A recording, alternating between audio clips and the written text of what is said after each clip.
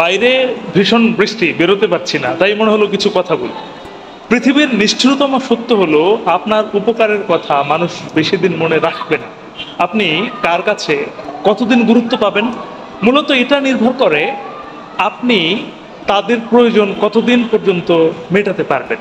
যতদিন তাদের প্রয়োজন মেটাতে পারবেন ঠিক ততদিনই আপনি তাদের কাছে গুরুত্ব পাবেন। অর্থাৎ যদিও অপ্রিয় তবুও সত্য, প্রয়োজনেই প্রিয়জন, প্রয়োজনেই প্রিয়জন।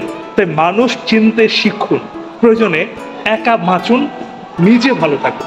মনে রাখবেন, একা থাকলে হয়তো মানুষের কষ্ট হয়, কিন্তু কেউ মরে যায় না।